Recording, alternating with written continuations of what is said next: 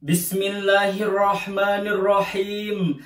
Assalamualaikum warahmatullahi wabarakatuh. Alhamdulillahi rabbil alamin. Wabihi nasta'inu ala umuri dunya waddin. Wa ala alihi wa sahbihi ajma'in. Amma ba'du. Setelah saya ucapkan salam, tanda dari kehormatan umat Islam, puja, puji beserta syukur, marilah kita panjatkan kepada Allah yang Maha Ghafur. Salawat bertangkaikan salam, semoga selamanya tetap tercurah limpahkan kepada junjunan alam, a'ni habibi wa habibana Kangjeng Nabi Muhammad sallallahu alaihi wasallam. Tidak lupa juga kepada keluarganya, kepada sahabatnya, atba'ut tabi'atnya, dan mudah-mudahan sampai kepada kita semua selaku umatnya. Amin, amin ya Allah ya Rabbal Alamin. Dewan juri yang arif juga bijaksana yang saya hormati, hadirin rahimakumullah, dan juga teman-teman seperjuangan yang saya hormati dan juga banggakan. Suatu bangsa akan besar dan kuat itu bukan oleh bangsa lain. Demikian pula akan lemah dan hancurnya juga bukan oleh bangsa lain, tetapi oleh bangsa itu sendiri. Berdirinya saya di sini, izinkanlah saya untuk menyampaikan sepatah dua patah daripada masalah peran pemuda untuk kemajuan agama dan juga bangsa. Hadirin rahimakumullah, di dalam Undang-Undang Nomor 40 Tahun 2009, pemuda adalah warga negara Indonesia yang memasuki periode penting pertumbuhan dan perkembangan yang berusia 16 sampai 40 tahun. Kemudian jika kita menoleh sejarah ke belakang, yaitu pada tahun 1945, golongan tua bertikai dengan golongan muda demi kebaikan bangsa ini. Hingga pada puncaknya, golongan muda memberanikan diri untuk menculik Bung Karno ke Rengas Dengklok pada saat itu. Dengan tujuan hanya satu, yaitu untuk mendesak Soekarno agar cepat memproklamasikan bangsa Indonesia. Bung Karno pun yang pada saat itu dihormati, disegani, bahkan ditakuti oleh hampir seluruh warga Indonesia, harus diyakinkan oleh para pemuda dalam memerdekakan Indonesia. Hadirin rahimakumullah, kita bisa melihat dengan peristiwa tersebut bahwasannya peran pemuda di bangsa kita sangatlah luar biasa. Salah satunya yaitu dengan memerdekakan warga negara kebangsaan Indonesia.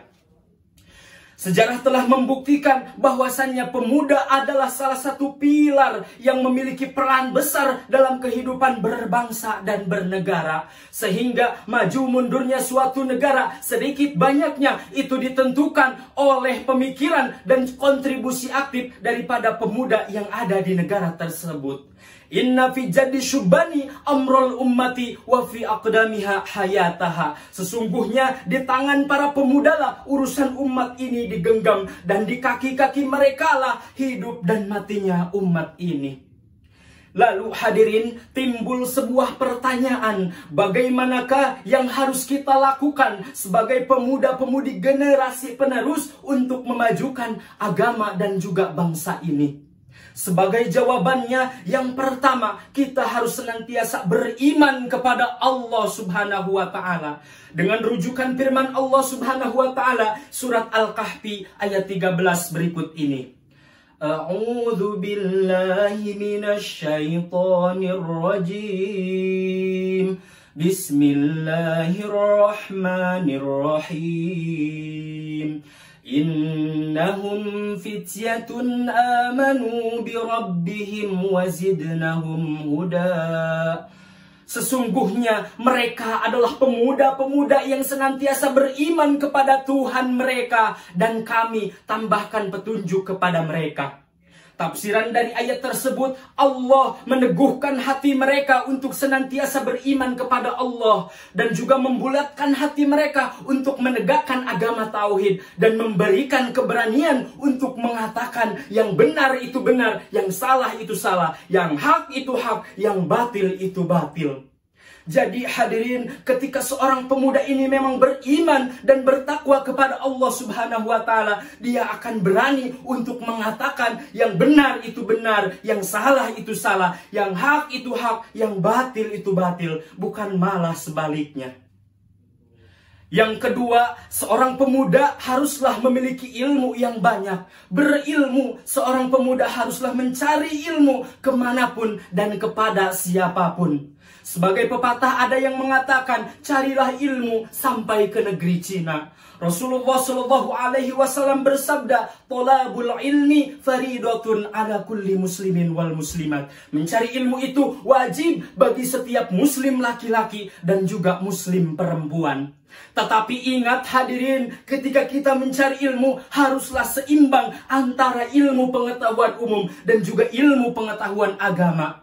Albert Einstein pernah mengatakan bahwasannya ilmu pengetahuan agama tanpa dibarengi dengan ilmu pengetahuan umum itu adalah buta. Sedangkan ilmu pengetahuan umum tanpa didasari dengan ilmu pengetahuan agama sangatlah berbahaya. Allah Subhanahu wa Ta'ala berfirman di dalam Al-Quran surat Al-Mujadalah ayat 11. Yarfa'illahu alladhina amanu minkum walladhina utul ilma darajat. Niscaya Allah akan mengangkat derajat orang-orang yang beriman di antara kamu dan juga orang-orang yang berilmu beberapa derajat. Allah menegaskan di dalam ayat tersebut bahwasanya orang yang berilmu dan juga orang yang beriman akan senantiasa diangkat derajatnya oleh Allah Subhanahu wa Ta'ala. Hadirin rahimakumullah, mudah-mudahan kita bisa menjadi pemuda-pemudi generasi penerus agama dan juga bangsa ini yang bisa memajukan dan berkontribusi aktif kepada agama dan juga bangsa ini. Kalau tidak kita, siapa lagi yang akan meneruskan estafet daripada perjuangan ulama dan juga umara kita? Dari saya dicukupkan sekian saja. Mohon maaf bila banyak kesalahan. Wallahul muwafiq ila aqwamit thoriq. Wassalamualaikum warahmatullahi wabarakatuh.